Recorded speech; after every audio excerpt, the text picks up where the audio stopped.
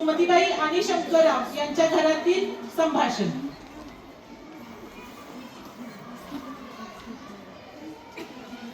अहो काय हे चाललंय तुमचं? दिवसभर तेलकट खात असतात. डॉक्टरांनी सांगितलंय ना, ब्लड प्रेशर वाढलाय तुमचा. अगं सुमन, थोडा तरी आहे. सणासुदीला केलेलं पण घरात नाही खायचं का? हे डॉक्टर नुसते घाबरवतात, काही पण सांगतात. अहो पण तुमचा ब्लड प्रेशर वाढलाय. परवा 140/90 होता. अगं सुमन, तुला मी सांगतो, जास्त वाढला नाहीये माझा ब्लड प्रेशर. वरचा आकडा म्हणजे ते गाडीच्या स्पीड सारखं असते. वरचा आकडा म्हणजे गाडीच्या स्पीड सारखा, आणि ते जर 100च्या वरती गेलं तर नॉर्मल, आणि जर तो खालचा आकडा असतो ते म्हणजे आपल्या गाडीचा मायलेज असं असतं ते. हे बघा, हा आकड्याचा गडबड बद्दल डॉक्टरांनाच मिटवते. आपण त्यांच्याकडे जाऊया. चल ठीक आहे.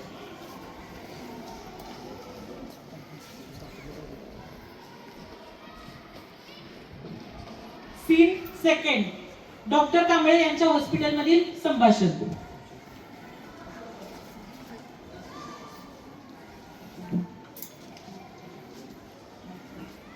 नमस्कार डॉक्टर साहेब. नमस्कार शंकरराव, या या या या. काय म्हणते मग तब्येत आता? काय नाही. मी सांगते तुम्हाला, हे दिवसभर चकली चिवडा खात असतात, तेलकट तुपकट खात असतात, आणि ह्यांचा ब्लड प्रेशर तर तुम्हाला माहिती आहे. काय ऐकतोय शंकरराव मी? अहो डॉक्टर साहेब, आम्हाला ते आकड्याचाच गडबड गोंधळ समजत नाहीये. वरचा आकडा म्हणजे काय आणि खालचा आकडा म्हणजे काय? हे बघा, आता मी तुमचं गडबड गोंधळ दूर करतो. वरचा आकडा म्हणजे तुमच्या हृदयाची धडधड समजा ना. जेव्हा आपलं हृदय, वरचा आकडा म्हणजे तुमच्या हृदयाची धडधड समजा ना. जेव्हा आपलं हृदय रक्त बाहेर ढकलतं, तेव्हा जो रक्तवाहिन्यांवर आपला दाब पडतो त्याला आपण वरचा आकडा म्हणतो.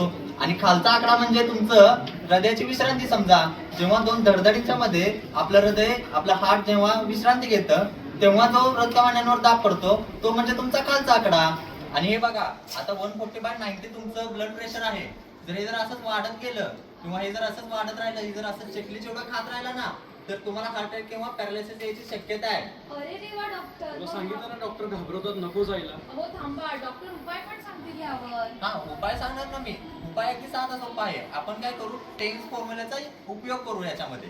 डॉक्टर परत पैसे जाणार नाही नाही, यासाठी? पैसे नाही जाणार सुमंत आहे. हे बघा, TENS टेन्स फॉर्म्युला हा कसा आहे, न पैसे घालवता आपल्या दैनंदिन जीवनामध्ये, रोजच्या जीवनशैलीत थोडाफार बदल करून आपण असा आपला ब्लड प्रेशर कंट्रोल मध्ये आणू शकतो. हे बघा, TENS. पहिला टी म्हणजे काय?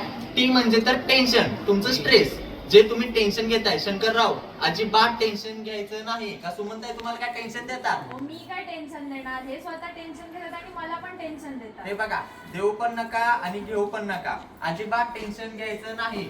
रोज सकाळी उठल्यानंतर 10 मिनिटं मेडिटेशन करा, ध्यान करा आणि आराम करा.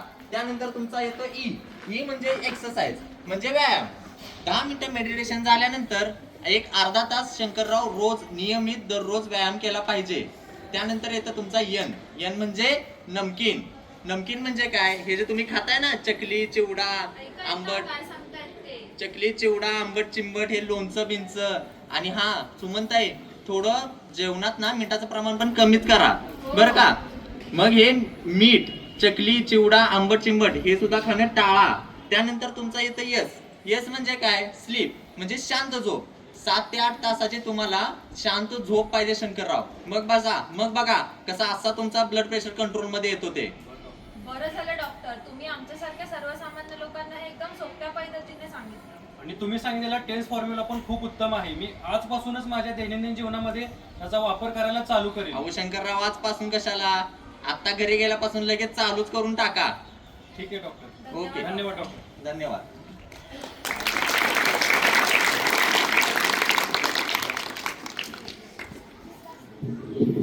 Third scene.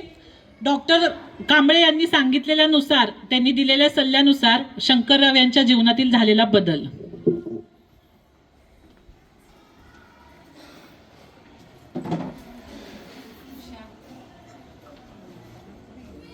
अरे वा, हे काय चाललंय आज? आणि तुमचा चकली चिवड्याचा डबा कुठे आहे? आजपासून मी चकली चिवड्या डब्याला नमस्कार केलाय, आणि मी माझ्या दैनंदिन जीवनामध्ये डॉक्टरांनी सांगितलेल्या टेन्स फॉर्म्युलाचा आजपासून वापर करतोय.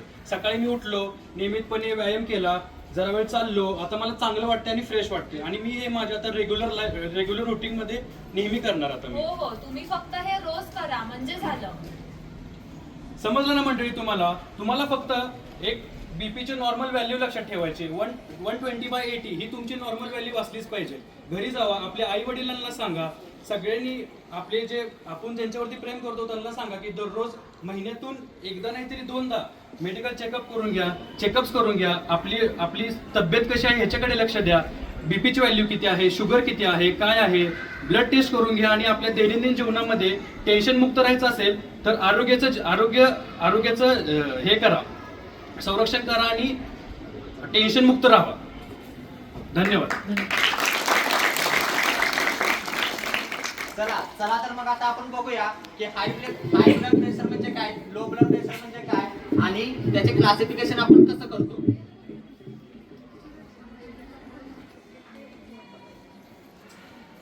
चला आता आपण बघूया की लो ब्लड प्रेशर म्हणजे काय आणि हाय ब्लड प्रेशर म्हणजे काय. जर डॉक्टरांनी जो तुम्हाला नंबर सांगितला 120/80 ह्याच्यापेक्षा जर जास्त तुमचं ब्लड प्रेशर गेलं ते म्हणजे हाय ब्लड प्रेशर. आता हाय ब्लड प्रेशरचे लक्षणं काय आहेत म्हणजे तुम्हाला कसं समजणार की तुम्हाला हाय ब्लड प्रेशर झाला आहे. तुम्हाला जर आळस येत असेल म्हणजे तुम्हाला चक्कर येत असेल किंवा तुमच्या डोळ्यासमोर अंधार येत असेल किंवा तुम्हाला घाम फुटत असेल जास्त, हे सगळे त्याचे सिम्पटम्स आहेत की तुम्हाला हाय ब्लड प्रेशरचा त्रास होऊ शकतो. आता हा कशामुळे होतो, तुमच्या वजनामुळे. तुम्ही जर जास्त लठ्ठ झाला आहे, तुमचं वजन वाढलं आहे, याच्यामुळे पण होऊ शकतो. किंवा तुम्ही जेवणामध्ये मीठ जास्त खाताय, मसालेदार जेवण खाताय, तेलकट जास्त खाताय, याच्यामुळे पण होऊ शकतो. किंवा तुमच्या घरामध्ये कोणाला हाय ब्लड प्रेशरचा त्रास असेल त्याच्यामुळे पण होऊ शकतो. आता लो ब्लड प्रेशर म्हणजे काय, तुमचा जो 120 ते 80 हा जो आकडा आहे ह्याच्यापेक्षा कमी जर तुमचं ब्लड प्रेशर झालं त्याला लो ब्लड प्रेशर असे म्हणतात. आता लो ब्लड प्रेशरचे पण सिम्पटम्स सेमच आहेत जसे हाय ब्लड प्रेशरचे होतात, फक्त लो ब्लड प्रेशरमध्ये तुमच्या शरीरातलं पाणी कमी होणे. म्हणजे तुम्हाला जर जास्त घाम येत असेल आणि घामामुळे तुमची बॉडी जर डिहायड्रेट होत असेल त्याच्यामुळे सुद्धा तुम्हाला लो ब्लड प्रेशरचा त्रास होऊ शकतो. तुमच्या घरामध्ये कोणी मोठे असतील, आजोबा कोणी वगैरे असेल, ते जर स्मोकिंग करत असतील किंवा ड्रिंकिंग वगैरे करत असतील त्याच्यामुळे सुद्धा तुम्हाला लो ब्लड प्रेशरचा त्रास होऊ शकतो. त्याच्यामुळे तुम्हाला चक्कर येणे, तुमचं डोकं दुखणे ह्या सगळ्या गोष्टी होऊ शकतात. आणि त्याची कारणे पण सेमच आहेत जशी हाय ब्लड प्रेशरची आहेत. त्याच्यामुळे तुमच्या घरी कोणीही मोठे व्यक्ती असतील किंवा कोणी ओल्ड पर्सन असेल त्यांना तुम्ही सांगा की ह्या सगळ्या गोष्टी टाळा, जेणेकरून तुम्हाला हाय ब्लड प्रेशर किंवा लो ब्लड प्रेशरचा त्रास होणार नाही. आता आपण बघूया की ब्लड प्रेशरचं क्लासिफिकेशन कसं करायचं. ब्लड प्रेशरचं क्लासिफिकेशन करताना 2 नंबर्स आपल्याला लक्षात घेतले पाहिजेत, एक म्हणजे अप्पर नंबर आणि एक म्हणजे लोअर नंबर. ब्लड प्रेशरचं क्लासिफिकेशन करताना महत्त्वाचा लोअर नंबर महत्त्वाचा असतो. जर तुमचा लोअर नंबर हा जर 90पेक्षा जास्त असेल सतत 3 दिवस तर तुम्हाला हाय ब्लड प्रेशर असण्याची शक्यता असते. जर तुमचा लोअर नंबर हा 80 to 90 याच्यामध्ये असेल तर तुम्हाला नॉर्मल बीपी असतो. आणि जर तुमचा लोअर नंबर हा 80पेक्षा खाली असेल तर तुम्हाला लो ब्लड प्रेशर असण्याची शक्यता जास्त असते. त्यामुळे आपण सगळ्यांनी हे लक्षात घेतलं पाहिजे की low blood pressure is more harmful than high blood pressure. Thank you.